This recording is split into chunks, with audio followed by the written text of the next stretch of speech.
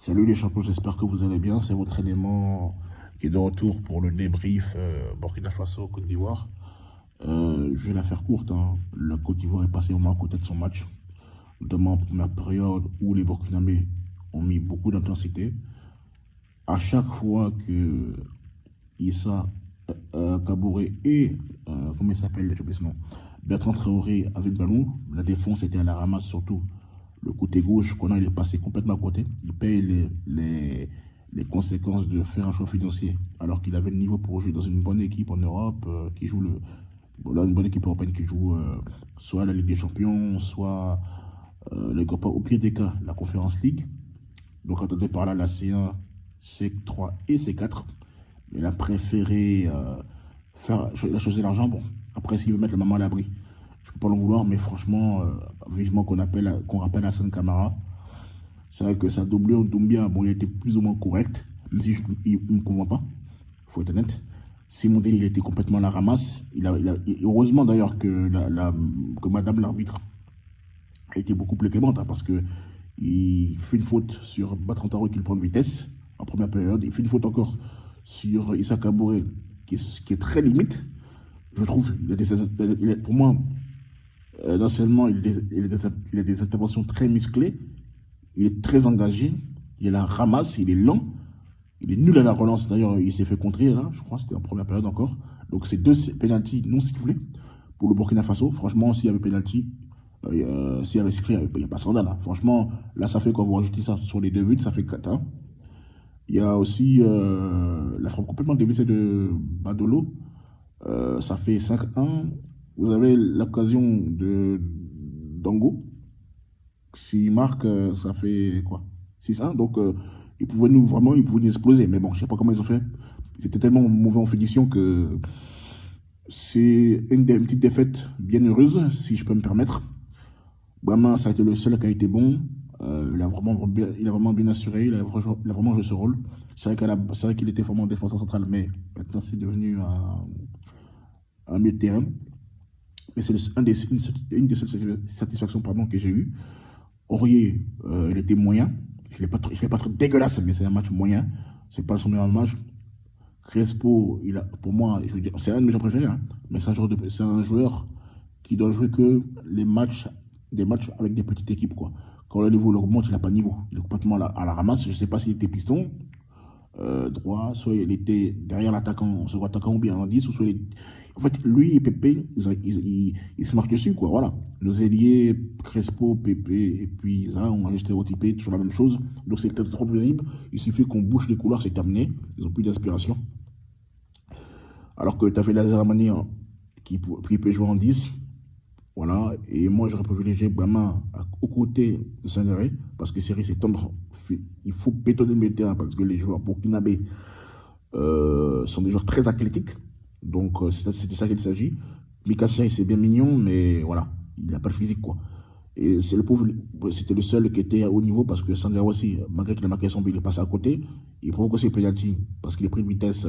Il était dépassé vraiment par Issa Kaboré. D'habitude, Sandra, il est bon, mais là, il est passé à côté. Badrali, c'est plus possible, il n'a pas de niveau. C'est un gardien moyen. Moi, je préfère qu'on prenne Issa Fofana, qu'on titularise dès maintenant. Il a à peu près le même style de jeu que, comment il s'appelle, c'est Henri Kofi. Donc pour moi, c'est maintenant, on va pas prendre un gars qui a plus de 35 ans, qui à chaque fois, moi j'ai peur parce que à chaque corner, ça fait des buts, pratiquement à chaque corner, il est court, les penalties, il ne peut pas les arrêter, alors que Fofana, il a enlevé un penalty avec les U23 contre le Niger au match aller. Donc voilà quoi, moi en tout cas personnellement, quand j'ai vu cette composition, moi, j'étais pas vraiment. Moi, en tout cas, je dis, il ne veut pas gagner, quoi. Parce que quand tu as des pépés et ça, qui s'enferment dans des dribbles inutiles, on ne joue plus simple. Et ils perdent des ballons, il ne faut pas dribbler défensif. Je ne sais pas quel est le discours du coach, mais voilà. Après, le coach, il a un seul mérite, c'est d'avoir changé, faire des bons changements, quoi. Il a dégagé Kwame, Deli, qui tous les deux, ils n'ont pas de niveau, ils sont à la ramasse. Deli n'a jamais été bon en sélection, je pense, et je le dis sans prêter aux aucune, sans manquer de respect, mais Simon Deli, c'est le défenseur le plus catastrophique de la Céléfanto que j'ai pu voir depuis que je suis les éléphants.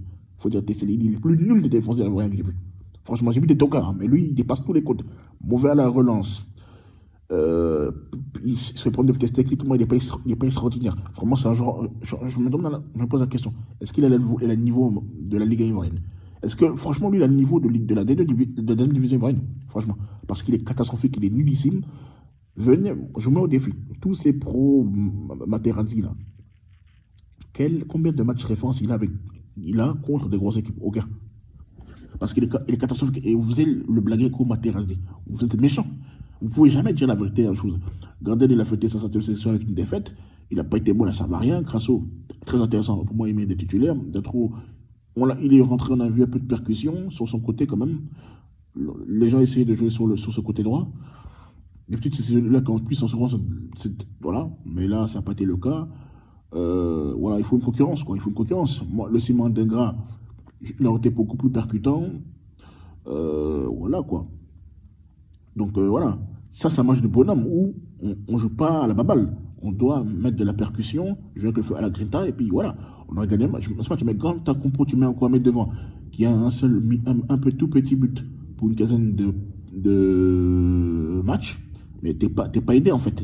T'as pas envie tu sais qu'il est nul en pointe. On a mis pareil comme les autos. Ça n'a pas marché. Donc pour moi, Kwame, il a eu trop de chance, il a plus de niveau. C'est à la même en club, c'est plus un passeur qu'un buteur. Bon, on ne fera pas encore à moi que si on met Kwame devant, il sera bon. Il n'a pas de niveau, qu'il parte, qu'il fasse une ou deux saisons où il est au top, et après on reviendra. Parce que depuis sa blessure, il n'est plus au niveau. Voilà. Il faut dire la vérité. Crasso, il a été intéressant. Bakar aussi, il a stabilisé la défense tranquillisant. Il a bien tranquillisé cette défense-là avec Bama. Voilà quoi. Donc, pour moi, c'est une défaite qui est bien payée quand même parce que franchement, si ça faisait au minimum, il mettait 4 ans, c'était pas scandaleux. Voilà, il faut dire la vérité. Dès que vous nous attachez c'est ma mission auto à 10 contre 11, vous ne pouvez pas nous battre. Bon, je voulais juste vous informer, si vous ne savez pas, devoir de mémoire, j'aime pas parler d'histoire, hein, parce que je trouve qu'il n'y a pas d'excuse, on n'a pas été bon de passer à côté. Mais le Ghana, qui a été finaliste à la CAN 2010 et quart de finaliste au Mondial 2010, on a mené 1-0. Et Boué s'est fait expulser, je crois, vers la 55e minute. Mais on a continué de jouer, on n'a pas mis de plus. Et on a gagné à la fin. On a mené 3-0. Et après, c'est Asamoah Gyan qui a qui a réduit le score 3-1. Donc voilà, vous, c'est pas le cas. Vous avez juste mis le plus pendant 20 minutes pour essayer de jouer les contres. Mais bon, voilà. Deuxième période, elle est plus ivoirienne. Mais bon, j'appelle ça une position stérile qui ne servait à rien.